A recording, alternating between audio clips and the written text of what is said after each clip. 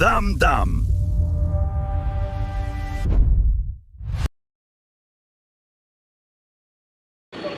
Hello guys, నా పేరు Rahul.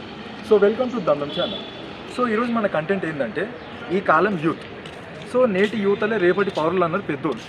So అసలు ఈ కాలంలో యూత్ ఎట్లుంది, ఏంది కథ అని ఇట్లా గల్లీలు తిరుగుతుంటే నాకు ఇక్కడ ఒక యూత్ చాలా డిప్రెషన్లో నించొని ఉన్నాడు. అసలు తన స్టోరీ ఏందో తన మాటలో తెలుసుకుందాం పదండి. హాయ్ బ్రో, ఏం చేస్తారు? ఏం లేదు బ్రో.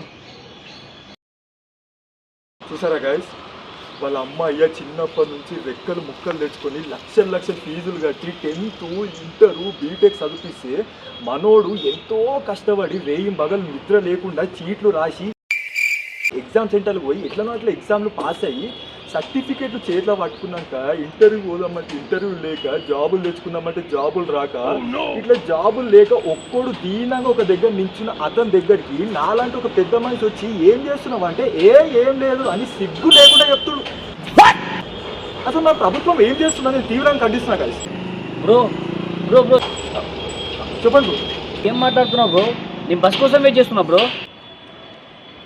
చూసారా గైస్, అసలు ఎన్నో ఏళ్ళు రోడ్డు మీద అడ్డగాడిద లేక తిరిగి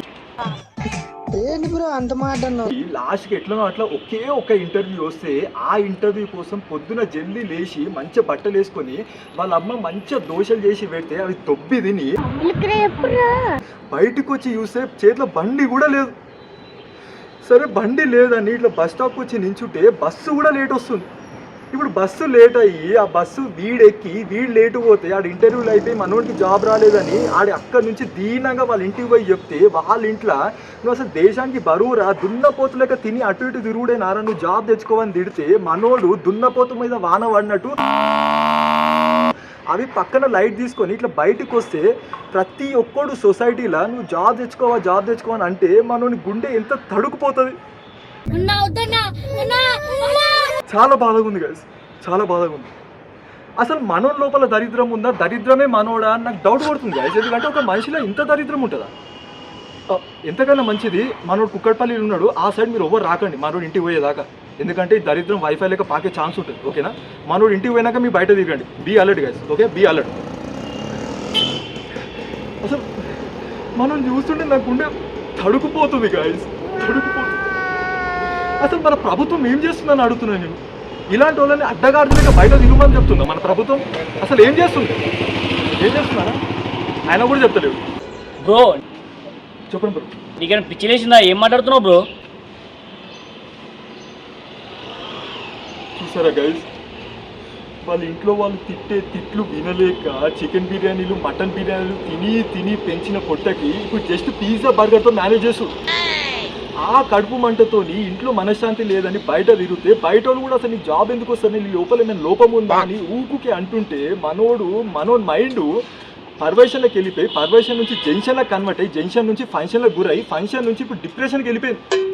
ఆ డిప్రెషన్ మైండ్తో ఇట్లా పక్కన ఒక చెట్టు చాటుకి పెళ్ళాం లేచిపోయిన మొగుడు లేక నించుంటే తన దగ్గరికి నాలాంటి ఒక పెద్ద మనిషి వచ్చి ఒక 4 మంచి మాటలు చెప్తుంటే నన్నే తిడుతుంది. ఇప్పుడు నన్ను తిట్టినోడు రేపు కొట్టడా, ఎల్లుండి నన్ను చంపడా? అసలు ప్రభుత్వం అంటే ఏంది? ఒక గవర్నమెంట్. అసలు మన గవర్నమెంట్ మన యూత్ని క్రిమినల్స్ చేద్దాం అనుకుంటురా? అందుకేనా మనం ఎన్నుకున్నాం ఈ గవర్నమెంట్ని? అసలు తన కళ్ళ బాధ చూడండి, ఆ బాధ ఇంకా నా కోపం చూడండి. లావ పొంగినట్టు అది కళ్ళ నుంచి ఆ కోపము నా మీద ఏడ పొంగుతుందని భయం అవుతుంది గైస్. నాకు నేను ఏడ భస్మం అయిపోతాను భయం అవుతుంది నాకు. అసలు ఇండైరెక్ట్గా మనోడు చెప్పనే చెప్తుడు ఏమని, నేనున్న సిచ్యువేషన్కి మన గవర్నమెంటే కారణము. అసలు మన గవర్నమెంట్ ఏం చేస్తుంది? మనోని చూస్తుంటే నా గుండె అల్లుకుపోతుంది గాయస్, అల్లుకుపోతుంది. అమ్మాయి వదిలేటట్లేడుగా. బ్రో ఒక నిమిషం, ఇగో అరే చూసారా గాయస్, మనోడు ఉరికిపోతుంది. సో మీరేం బాధపడకండి, మనం జాబ్ వచ్చేదాకా మనం ఇంకా దండం పడుకుంటా మనకి జాబ్ వచ్చేటట్టు చేసే బాధ్యత నాది. సో ఈరోజు కంటెంట్ ఇంతే. సో మీరు మాత్రం లైక్ షేర్ సబ్స్క్రైబ్ని దండం చేసుకుంటూ కొడుతూనే ఉండండి. ఓకేనా? ఓకే బాయ్, మళ్ళీ నెక్స్ట్ వీడియోలో కలుసుకుందాం. Okay bro? ఒక నిమిషం బ్రో.